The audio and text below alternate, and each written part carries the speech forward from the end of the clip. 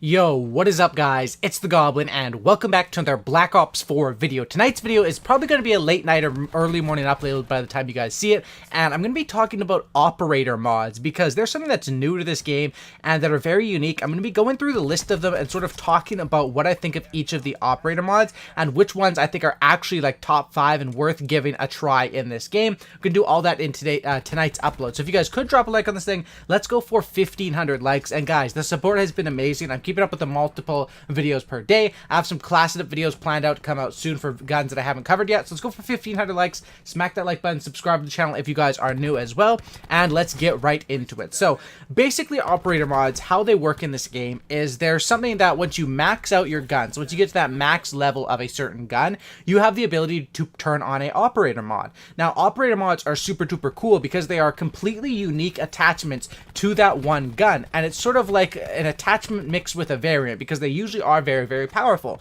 Now, the drawback, because of course in Call of Duty there's always an opportunity cost to putting something on a class setup, right? And the drawback to using these operator mods is the fact that it costs 1 wildcard point to put the operator mod wildcard on, and then 2 more pick 10 points to equip it. So 3 total basically for most of your class setups when you are going to be using an operator mod. So in my opinion, that's why if you watch my best class setups, most of the time it's without an operator mod, but that's not to say that they are bad. In certain situations you want to always use the operator mod. In certain other ones it depends on the class, and of course once I go through and cover all the best class setups for the main guns, I probably will go through and do videos, gameplays, and class setups with each of the guns, possibly with a variant on it with an operator mod, because there's just so much to cover in this game, and we're still early on, so definitely more footage will come out, and I'll be doing more gameplays with the operator mods on. And who knows, I think buffs, nerfs are probably coming probably within the next week or two, so a lot will be changed anyway. But in this video, I'm going to talk to you guys about 5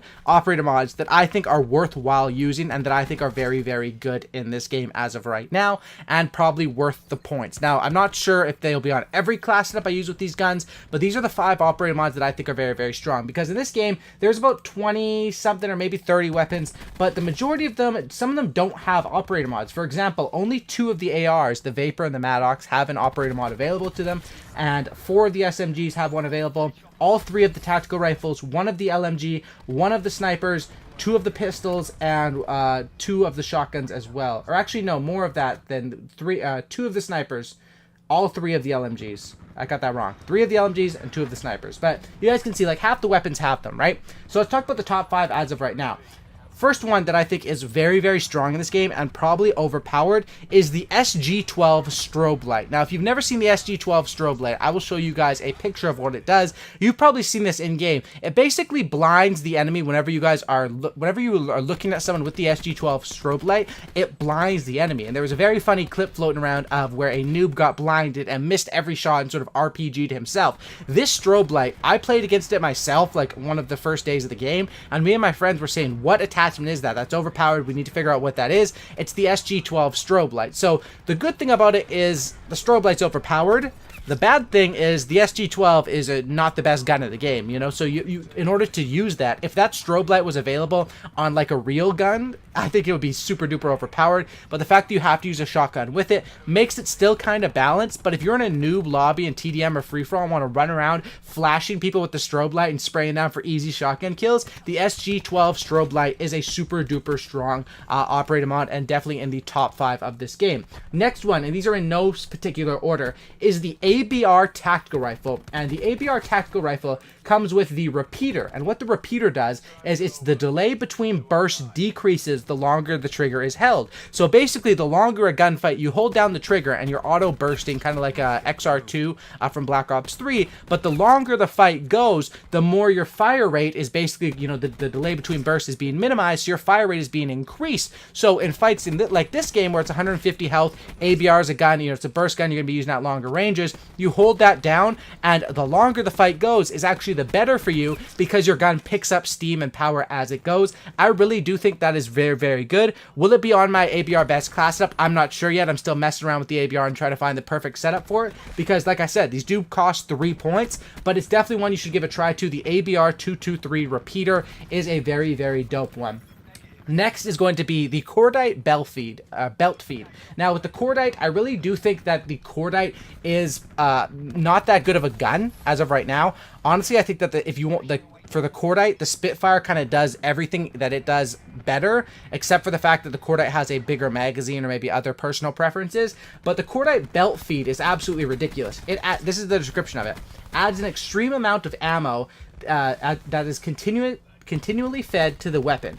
Weapon may overheat from prolonged firing, but you guys can see basically it doesn't overheat until you shoot off a unbelievable amount of bullets, and once you've done that, I mean, it's more than you would hold in your magazine anyway, and you know, if you're getting to that point, you really you know, you should probably back off anyway if you're spraying off that much ammo. That's the point I'm trying to make. This is great for a setup on someone who maybe is a more beginner player and doesn't remember to reload every single time, or maybe you're struggling with the difference between reloading versus healing in this game, and that Cordite with this belt feed will basically eliminate all of those problems. As long as you're not spraying down 10-man feeds and overheating, that should not be a problem. And I really think that once the Cordite gets buffed, which I believe it will be buffed because it's kind of underpowered right now, this might be a go-to setup with the belt feed. I really do think that's a very, very strong thing. Once again, does it make for the best class setup? I'm not sure, but it's definitely something worth trying out, and in particular situations can be very, very, very strong.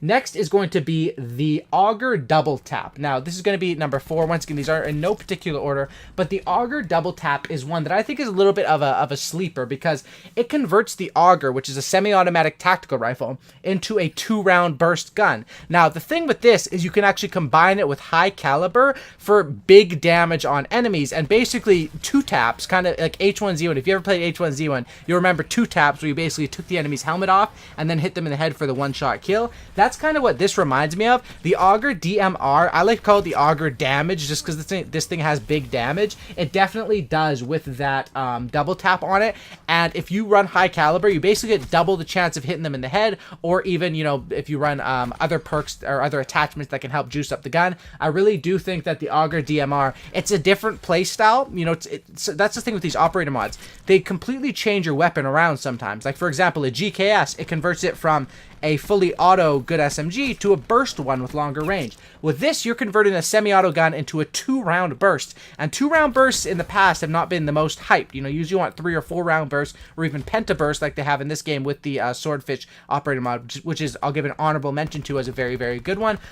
These are, of course, the top 5 as of right now that I think are really, really strong, but all of the operator mods are good in their own right. So yeah, definitely the Auger DMR, very, very fun to use, and just that 2-tap feeling is definitely very, very cool about that gun. And then my last one here as the 5th best operator mod to check out as of right now. I'll do some honorable mentions after this also, because I know a lot of people are probably talking about ones that they like, but I will say that it is going to be and this probably might be the most overpowered one in the whole game, the MOG 12, which is the other shotgun, not the SG 12, the MOG with the Dragon's Breath. Basically what this does is, if you remember incendiary grenades, or not grenades, incendiary rounds from World War II, where you basically shotgun them and they would put them on fire, it's that, but even more overpowered, and that is the MOG 12 Dragon's Breath. Once you get hit with the Dragon Breath, as you see up on screen, your health will just continually deplete until you actually heal yourself, and a lot of people will forget to do this for easy kills for you.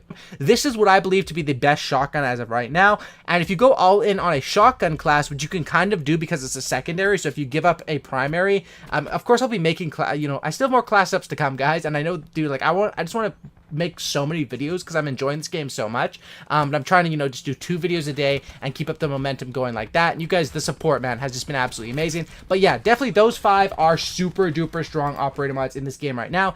ABR repeater, Cordite belt feed, SG12 strobe light, MOG 12 Dragon's Breath, and the Auger double tap. Now, honorable mentions to some other ones that are very, very cool. Pentaburst is great with the Swordfish. You can get 1 burst. It's not, you know, all the time, but you can do it. There's other ways to do it as well. I think it's a cool one. GKS quad shot is cool as well, and as well as I think one that people really have been rocking with is the SOG 9mm, basically making those things akimbo. I see a lot of people have been enjoying that. You know, as far as the LMG ones, haven't really tested those out too much myself. I know the Oppressor seems to be pretty good with the Titan, but it sort of just shakes their screen up, and against any good player, they'll just shoot you right through that. It would only be a noob that would, or a casual player that would really get distracted by that or something like that. Operator mods are cool in this game. I think that more variants are going going to be coming. Who knows if variants of operator mods or maybe the unoperator mod level 2 will be coming out. Dude, this is Treyarch. I mean, just think about Black Ops 3 the day of release versus where it's at now, and that gets me hyped. That statement that I just said just gives me really hyped for where this game is going to be at in the future, because I'm already enjoying it at this, you know, point in the games. Anyway, guys, drop a like if you guys could,